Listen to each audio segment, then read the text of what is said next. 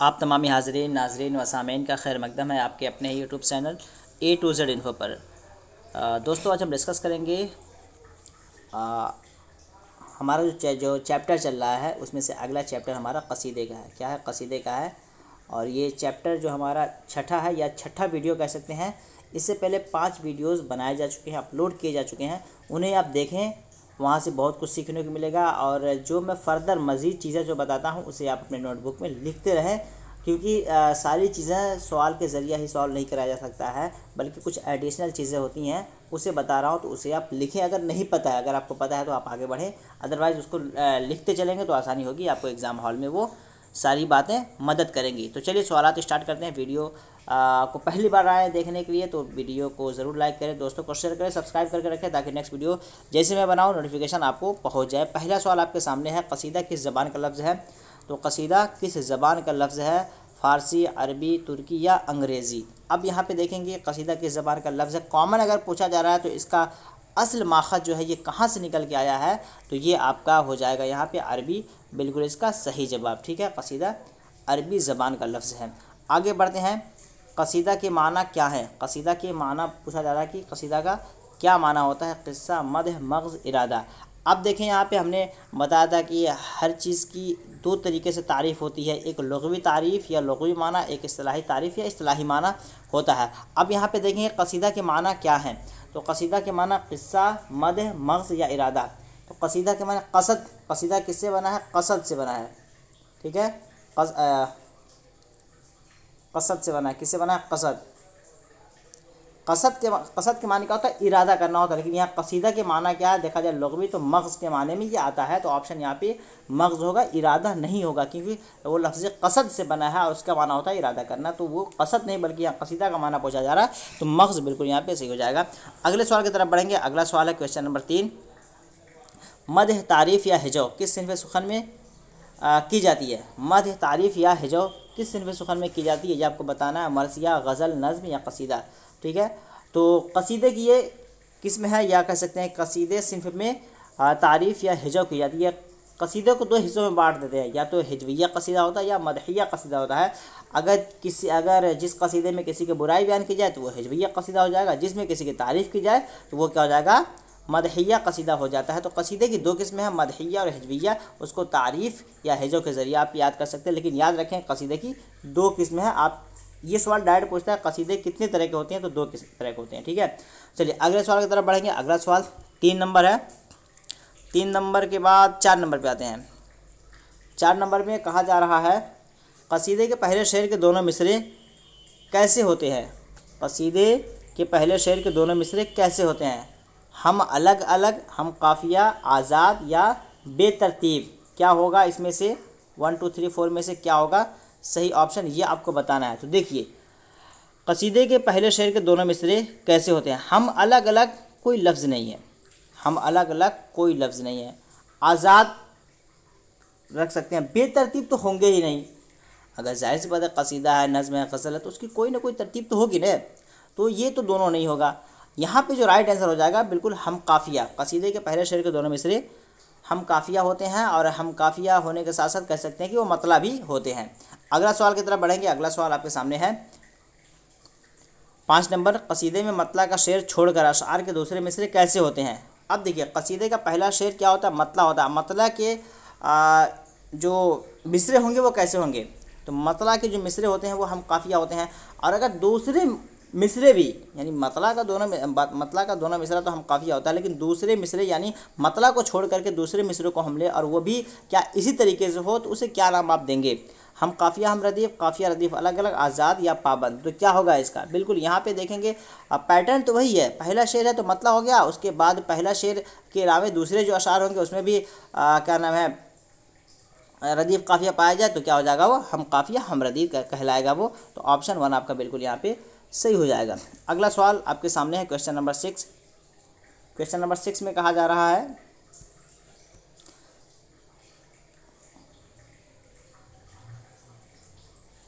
छः नंबर, कसीदे में क्या होता है? तसलसल, गैर तसलसल, वाज़े या गैर वाज़े? अब देखिए यहाँ पे कसीदा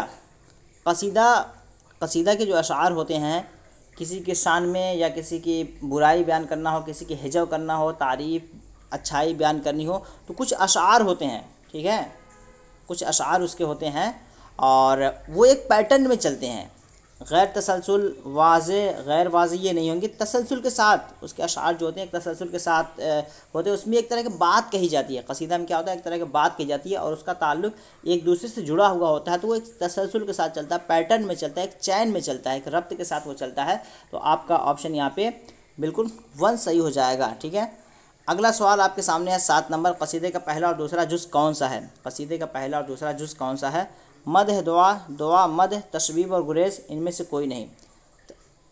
कसीदे का पहला और दूसरा जुज़ कौन सा है? अब देखेंगे कसीदे के जो अज्जा हैं वो कितने हैं, 4 हैं, टोटल कितने हैं, 4 हैं, तशबीब, गुरेज, मदह, दुआ या मुद्दआ, तो 4 हैं, इसे लिख लें आप। कसीदे के अज्जाए तरकीबी के नाम से भी इसे लिख सकते हैं। कसीदे के कुल अज्जाए तरकीबी 4 हैं। पहला क्या हो जाएगा, तशबीब है, गुरेज है, दूसरा तशबीब, गुरेज, मद है, दुआ, ये 4 हैं। तो पहला तशबीब, दूसरा गुरेज, तो आपको पहला और दूसरा ही पूछा जा रहा है, तो यहाँ पे आपका ऑप्शन 3 बिल्कुल सही हो जाएगा कि तशबीब और गुरेज ये कसीदे के पहले और दूसरे जुज़ हैं। अगले सवाल की तरफ बढ़े। अगला सवाल है 8 नंबर, मौसम बहार, हुस्न इश्क, खुशी मसरत का जिक्र कसीदे के किस जुज़ में होता है? ये चीज़ें आपको कहाँ पे देखने को मिलेंगी?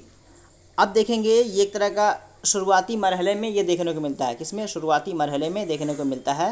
हुस्न इश्क है, खुशी मसरत, तो ये कह सकते हैं आपका जो शुरुआती मरहला है, तो कसीदे के अज्जाए तरकीबी में पहला क्या है, तशबीब है, तो ये तशबीब ही में देखने को मिलता है। तशबीब ही में, किसमें? तशबीब ही में देखने को मिलता है। इसको तमहीदी कलमात भी कहते हैं। क्या कहते हैं? तमहीदी कलमात, तमहीदी कलमात भी कहते हैं तशबीब को। तो क्योंकि इसमें तमहीदी बांधा जाता है, बात शुरू की जाती है, एक तरह का माहौल साजी होती है इसमें, तो ये तशबीब आपका बिल्कुल सही हो जाएगा। अगले सवाल की तरफ चलेंगे। 9 नंबर, 9 नंबर में कहा जा रहा है तशबीब और मदह को जोड़ने के लिए आता है। तशबीब और मदह को जोड़ने के लिए क्या? तो आसानी से पढ़ लीजिए, ठीक है। तशबीब, गुरेज, मदह, दुआ, तो आप तशबीब, गुरेज, मदह, तशबीब और मदह के बीच में क्या आ जाएगा, गुरेज आ जाएगा, तो ऑप्शन यहाँ पे ये आपका सी हो जाएगा, ठीक है। इसको आप ऐसे भी शॉर्टकट में अगर याद करना चाहें, तग मद से भी याद कर सकते हैं। जिस तरह इंग्लिश में निमोनिक्स वगैरह हम बनाते हैं छोटे छोटे, तो उसी तरह आप इसको भी निमोनिक्स या शॉर्ट ट्रिक के नाम पे भी याद कर सकते हैं। ते, गाफ, मीम, दाल। ते से तशबीब, गाफ से गुरेज, मीम से मद, दाल से दुआ, तगमद। तो ऐसे अगर याद है, ये चारों अगर याद है आपको, तो कुछ भी पूछे जाए, पहला, तीसरा, चौथा, पहला, दूसरा, चौथा, तो आप आसानी से आंसर कर पाएंगे। तो तगमद को आप याद कर लें कि तशबीब, गुरेज, मद और दुआ। चलिए अगले सवाल की तरफ बढ़ते हैं। अगला सवाल है 10 नंबर, कसीदे में मदह के बाद कौन सा जुज़ आता है? कसीदे में मदह के बाद कौन सा जुज़ आता है? तो आप पढ़ लीजिए, तगमद, तशबीब, गुरेज, मद। मद के बाद क्या आता है? दुआ आता है, तो दुआ आपको ये हो जाएगा। इन चारों को अगर याद कर लेंगे तो कहीं से भी क्वेश्चन बने कसीदे के अज्जा से, तो आप नहीं गलत करेंगे, बिल्कुल 100% आप सही ही करेंगे। चलिए अगले सवाल की तरफ बढ़ते हैं। 11 नंबर, 11 नंबर में कहा जा रहा है कि ममदूह की तारीफ़ किस में बयान की जाती है? ममदूह की जो तारीफ़ होती है वो किस में बयान किया जाता है, ये आपको बताना है। तो मद है, गुरेज, तशबीब, दुआ। ममदूह यानी जिसकी तारीफ़ की जाए, तो जाहिर सी बात है अगर तारीफ़ होगी तो मदहम तो होगी, ठीक है। मदहम होती है। तशबीब से हम क्या करते हैं, यहाँ पे एक तरह का माहौल साजी करते हैं। दुआ में क्या होता है, जो कसीदा गो होता है या शायर होता है, वो तलब करता है, बादशाह से कुछ तलब करता है, मांगता है, चाहता है कि उसको उसका कुछ अज्र मिले, उजरत मिले, तो ये दुआ में वो तलब करता है चीज़ों को। लेकिन जिसमें तशबीब, गुरेज, तीसरे नंबर पे जो मद आता है, इसमें क्या करता है, वो ममदूह की तारीफ़ करता है, तो मद आपका बिल्कुल यहाँ पे सही जवाब हो जाएगा। अगला सवाल है 12 नंबर। 12 नंबर में कहा जा रहा है कि अकबर शाह सानी और बहादुर शाह ज़फ़र के कसीदे किसने लिखे हैं? अकबर शाह सानी और बहादुर शाह ज़फ़र के कसीदे किसने लिखे? अब देखिए, अकबर शाह सानी और बहादुर शाह ज़फ़र, तो पहले इसका आंसर बताने से पहले मैं आपको बता दूँ कि अकबर शाह सानी ने ज़ौक़ को मलिक शुरा के ख़िताब से नवाजा। ज़ौक़, शेख मोहम्मद इब्राहिम ज़ौक़ ने अकबर शाह सानी के शान में एक कसीदा लिखा, जिसके एवज़ इनको मलिक शुरा का ख़िताब मिला। और बहादुर शाह ज़फ़र के ये उस्ताद भी रह चुके हैं। ठीक है, ये दूसरे नंबर के उस्ताद थे। उसके बाद तीसरे नंबर पे गालिब का नाम आता है बहादुर शाह ज़फ़र के उस्ताद में। शाह नसीर इनके पहले उस्ताद हो जाएंगे। तो यहाँ पे क्या हो जाएगा, अकबर शाह सानी और बहादुर शाह ज़फ़र के कसीदे किसने लिखे, तो ज़ौक़ यहाँ पे बिल्कुल सही हो जाएगा। ठीक है, तो ऑप्शन आपका यहाँ पे पहला जो है सही हो जाएगा। ज़ौक़ और गालिब के बीच में अदबी चश्मक रहता था। अदबी चश्मक मतलब एक तरह का लिटरेरी कॉन्फ्लिक्ट रहता था, उनके बीच में एक दूसरे से बातें नहीं बनती थी, वो हमेशा एक दूसरे से झगड़ते रहते थे। तो अदबी चश्मक उसे कहते हैं जहाँ पे एक तरह का अदबी मुखालफत हो। चलिए अगले सवाल की तरफ बढ़ते हैं। अगला सवाल 13 नंबर, कसीदा गोई की इब्तिदा कहाँ से हुई। कसीदा गोई की इब्तिदा कहाँ से हुई। अब देखिए यहाँ पे कसीदा गोई की इब्तिदा, वैसे तो कसीदा गोई की इब्तिदा जो है वो अरब से माना जाता है। कहाँ से, अरब से माना जाता है। अरब से होकर के कहाँ पे आया ये, अरब से ईरान, ईरान से फिर दक्कन, दक्कन से फिर शुमाली हिंद। तो लेकिन यहाँ पे ऑप्शन के हिसाब से आपको चलना है। कहीं आपको कसीदे गोई की इब्तिदा कहाँ से हुई, तो कहीं आपको अरब दिखेगा, कहीं आपको ईरान दिखेगा, कहीं आपको फिर क्या नाम है दक्कन दिखेगा, कहीं आपको शुमाली हिंद दिखेगा। तो कन्फ्यूज़न नहीं आपको क्रिएट करना है, कसीदे के ऑप्शन के हिसाब से चलना है। ठीक है, इसकी शुरुआत सबसे पहले कहाँ पे हुई, तो अरब में इसकी शुरुआत हुई। कहाँ पे, अरब में इस कसीदा, सॉरी अरब वाला ऑप्शन तो है नहीं यहाँ पे। तो अरब के बाद ईरान, ईरान के बाद दक्कन, दक्कन के बाद शुमाली हिंद। तो दक्कन के बाद शुमाली हिंद, आप शुमाली हिंद की तरफ नहीं जाएंगे। आप शुमाली हिंद और दक्कन हो दोनों में, तो पहले आपको दक्कन की तरफ जाना है, आप दक्कन आंसर करेंगे। ठीक है, तो दक्कन के पहले कसीदा गो मोहम्मद कुली कुतुब शाह को मानते हैं। तो ऑप्शन यहाँ पे आपका 3 बिल्कुल सही हो जाएगा। पहले मैं यहाँ लिख दे रहा हूँ अरब, ईरान, दक्कन, फिर उसके बाद शुमाली हिंद।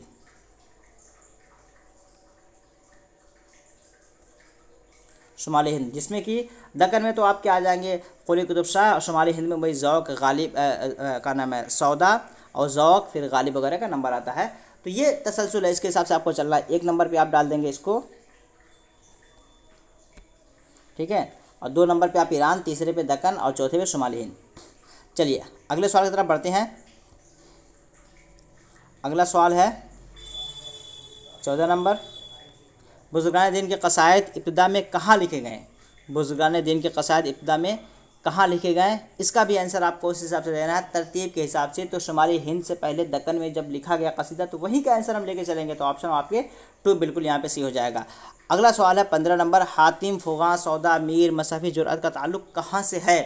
ठीक है, तो आपको बताना है कि इनका ताल्लुक़ किस जगह से है। तो यहाँ पे तो कभी कभी ऑप्शन यहाँ पे शुमाली हिंद दिया है, गोलकंडा है, जुनूबी हिंद है, या इनमें से कोई नहीं। तो यहाँ पे गोलकंडा और जुनूबी हिंद नहीं आप जाएंगे। तो यहाँ पे आपका जो राइट आंसर हो जाएगा शुमाली हिंद। ठीक है, शुमाली हिंद का हम ले सकते हैं, इसमें 2 दबिस्तान को हम मानते हैं, दबिस्तान लखनऊ और दबिस्तान दिल्ली, दोनों यहाँ पे आ जाता है। शुमाली हिंद में दोनों दबिस्तान शामिल हो जाते हैं। तो यहाँ पे आपको शुमाली हिंद की तरफ जाएंगे और इसमें आपको दोनों दबिस्तान ले लेना है। शुमाली हिंद में दबिस्तान दिल्ली और दबिस्तान लखनऊ। आगे चलते हैं। अगला सवाल है 16 नंबर। 16 नंबर में कहा जा रहा है शुमाली हिंद में कसीदा को बामे उरूज तक किसने पहुंचाया। शुमाली हिंद, अब देखिए शुमाली हिंद की बात आई। अब यहाँ पे आपको समझना है, अब यहाँ पे आपको क्या नाम है, कुली कुतुब शाह का ऑप्शन नहीं, अगर ऑप्शन है भी तो वहाँ आंसर नहीं करना है, बल्कि यहाँ पे मुख्तस कर दिया, उसको ख़ास कर दिया कि शुमाली हिंद के बारे में बात हो रही है। तो शुमाली हिंद में किसका नाम आएगा, बामे उरूज। बामे उरूज का मतलब तरक्की देना, इसको एक तरह का तरक्की के मंजिल पर पहुंचाना, ज़ौक़, सौदा, गालिब या मीर। अब देखेंगे यहाँ पे तो शुमाली हिंद में ज़ौक़ और सौदा दोनों का नाम आता है, लेकिन 1 नंबर पे हम ज़ौक़ को रखते हैं, 2 नंबर पे सौदा को रखते हैं। तो अगर दोनों ऑप्शन का, दोनों को आंसर देने का ऑप्शन रहे तो दोनों को देंगे, लेकिन दोनों का ना हो तो सबसे पहले हम सौदा को मानेंगे। तो सौदा आपका यहाँ पे हो जाएगा सही जवाब। शुमाली हिंद में कसीदा को बामे उरूज तक किसने पहुँचाया, तो सौदा इसका सही जवाब हो जाएगा। अगला सवाल है इब्राहिम ज़ौक़ किस बादशाह के दरबारी शायर थे। इब्राहिम ज़ौक़ किस बादशाह के दरबारी शायर थे। अब देखिए किसके दरबारी शायर थे, तो ये हो जाएगा आपका यहाँ पे बहादुर शाह ज़फ़र। बहादुर शाह ज़फ़र के बाद गालिब दरबारी शायर हुए थे। कौन, बहादुर शाह ज़फ़र। देखिए बहादुर शाह ज़फ़र के कुल 3 उस्ताद हैं। बहादुर शाह ज़फ़र के कुल 3 उस्ताद हैं, ये याद रखिए आप, शाह नसीर और इब्राहिम ज़ौक़ और फिर गालिब। आगे चलते हैं। 18 नंबर सवाल आपके सामने है, बुज़ुर्गान दीन की शान में किसने कसीदे लिखे? बुज़ुर्गान दीन की शान में किसने कसीदे लिखे? अज़ीज़ या फिर मोहसिन काकोरवी, सौदा या मीर तकी मीर। तो मोहसिन काकोरवी का शुमार नात गोई, ठीक है, नात रसूल बुज़ुर्गान दीन के शान में, चूँकि कसीदा भी अपने आप में एक तरह का नात ही इसको कहते हैं, इसमें भी तारीफ़ होती है। बुज़ुर्गान दीन की तारीफ़ अगर हो तो वो नात है, और किसी शख्स के बारे में, बादशाह के बारे में किसी की तारीफ़ या बुराई हो तो कसीदा के ज़ुमरे में आ जाता है। तो बुज़ुर्गान दीन है तो यहाँ पे नात मुराद ले सकते हैं आप। क्या? नात। नात गोई में किसने कमाल हासिल किया या नात गोई को किसने बामे उरूज पे पहुँचाया, तो ये मोहसिन काकोरवी का नाम यहाँ आता है, ये आप याद रखेंगे, ठीक है। यहाँ पे आप कसीदे के हिसाब से आप सौदा की तरफ नहीं जाएंगे। कसीदे के हिसाब से मैं बता दूं, कसीदा देख के बच्चे क्या करते हैं, डायरेक्ट सौदा को मार देते हैं। सौदा नहीं, बुज़ुर्गान दीन के शान में कसीदा लिखने वाला सौदा नहीं है, बल्कि मतलब क्या नाम है, बादशाहों की तारीफ़ या बादशाहों की हिजा व बुराई में सौदा का नाम सर फ़हरिस्त आता है। लेकिन बुज़ुर्गान दीन के शान में कसीदा लिखने वाले में सर फ़हरिस्त जिसका नाम आता है वो मोहसिन काकोरवी। ऑप्शन 2 इसका सही जवाब हो जाएगा। अगला सवाल है, कसीदे की रिवायत क्यों मध्यम पड़ गई? कसीदे की रिवायत यानी कसीदा लिखना, पढ़ना, सुनना ये आहिस्ता आहिस्ता कम क्यों हो गया? बादशाह और दरबार का खात्मा, माहौल की कमी, अदबी रिवायत, वक्त और हालत की तब्दीली। अब देखेंगे इसमें जो वजूहात बताए जा रहे हैं उसमें ऑप्शन 1 और ऑप्शन 4 इसको 2 नंबर पे रख सकती हैं। ये दोनों वजह हो सकती हैं, बादशाह दरबार का खात्मा, माहौल की कमी, इसको तो आप काट दीजिए, अदबी दौरिया इसको काट दीजिए, वक्त और हालत की तब्दीली, ये दोनों क्या है इसमें आंसर हो सकते हैं। लेकिन इसमें मुनासिब क्या है, ठीक है, वक्त और हालत की तब्दीली। जाहिर सी बात है कि हिंदुस्तान की हालत जब बदतर होती चली गई तो लोग अपने ज़रिए माश के लिए इधर उधर जाने लगे, बादशाहत का दौर ख़त्म हो गया, मुग़लिया सल्तनत का ज़वाल होने लगा, आहिस्ता आहिस्ता ये चीज़ें होने लगी तो लोग अपने ज़रिए माश के लिए बढ़ें, तो आहिस्ता आहिस्ता ये कसीदा वगैरह का दौर ख़त्म होने लगा, ये ठीक है। लेकिन बादशाह और दरबार का ख़ात्मा ये आपका यहाँ बिल्कुल सही है, क्योंकि बादशाहों के दरबार में जाके कसीदे पढ़े जाते थे। बादशाह दरबार का ख़ात्मा जब होने लगा तो कसीदा कौन सुनेगा, तो ये असल वजह उसकी थी, ठीक है।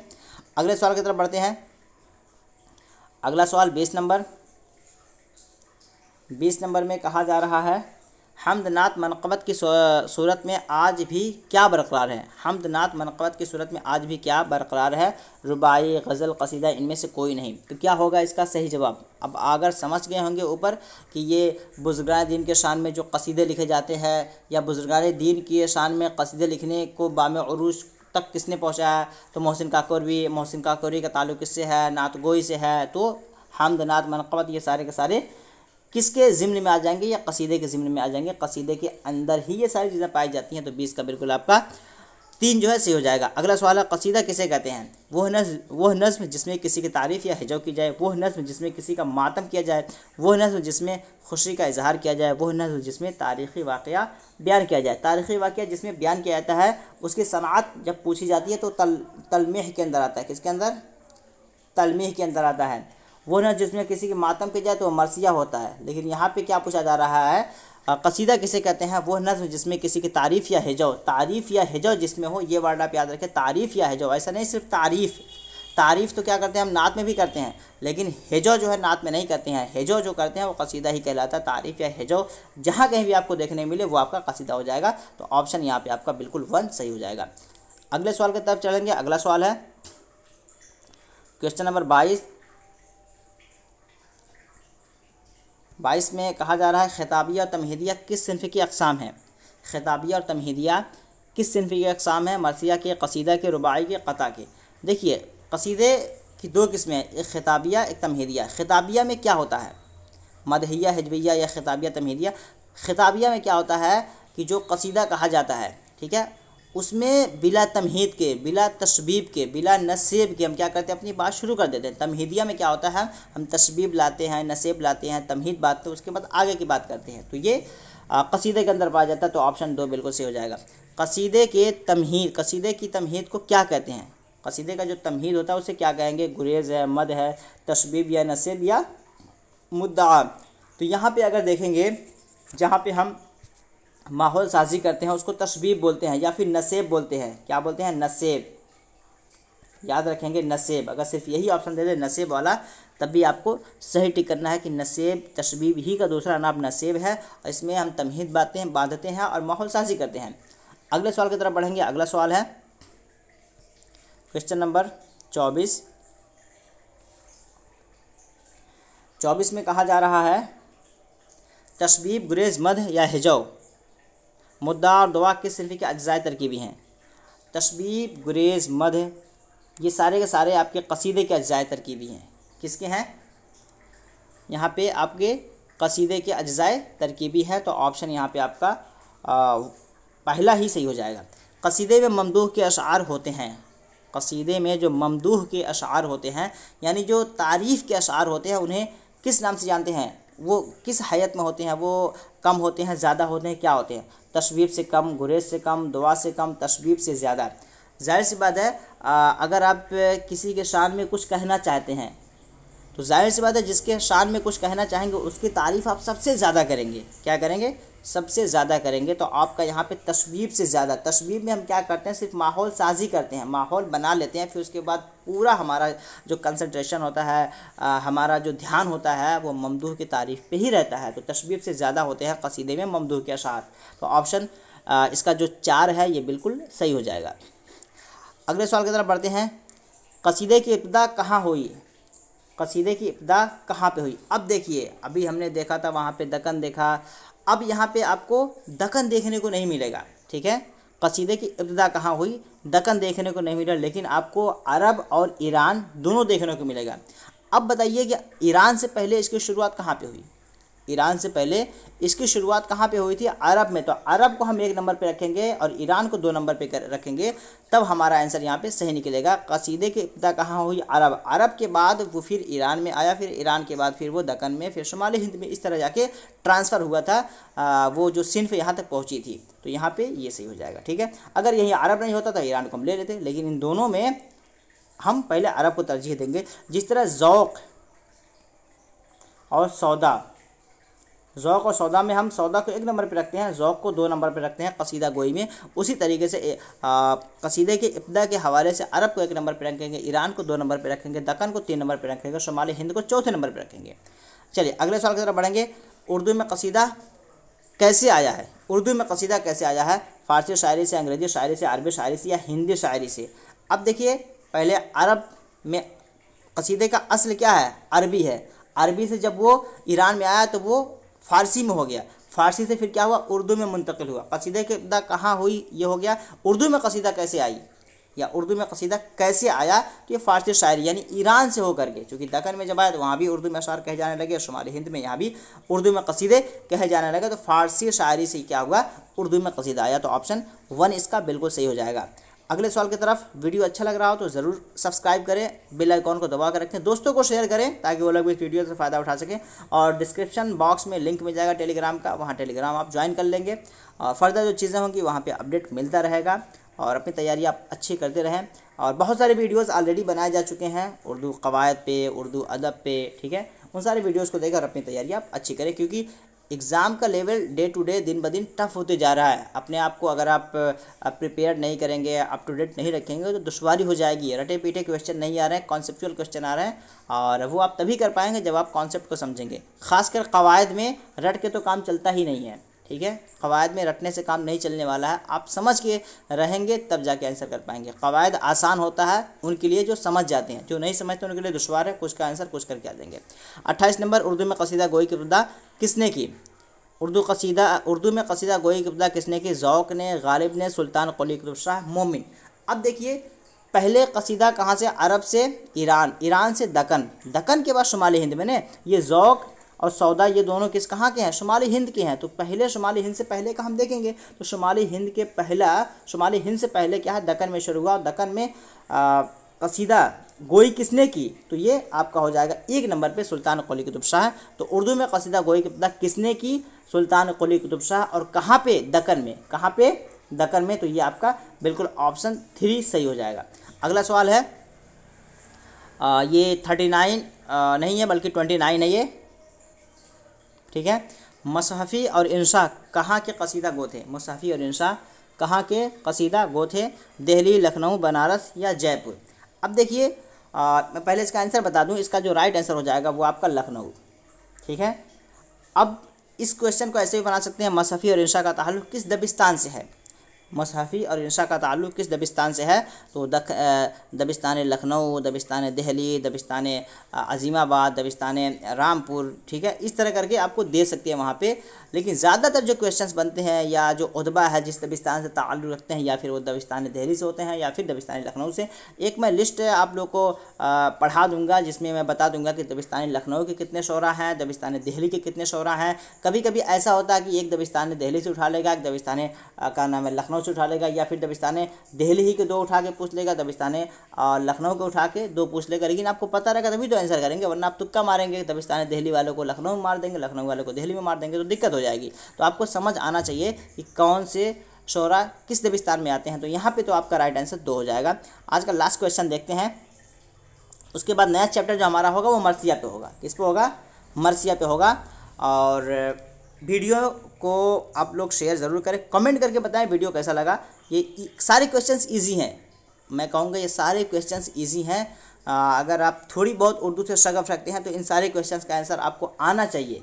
ठीक है, बहुत लो लेवल के क्वेश्चंस हैं, इतने आसान क्वेश्चंस आपको एग्ज़ाम में ना के बराबर देखने वाले हैं। ठीक है, तो ये तो आने ही चाहिए। उसके बाद जो लेवल में बढ़ाऊंगा फिर इंशाल्लाह आप अपडेट रहेंगे तो फ़ायदा आपको होता रहेगा। मोमिन ज़ौक़ और गालिब कसीदे के किस दौर के शायर हैं? मोमिन ज़ौक़ और गालिब कसीदे किस दौर के शायर हैं? तो आपको ये बताना है दूसरे, तीसरे, चौथे और 5वें।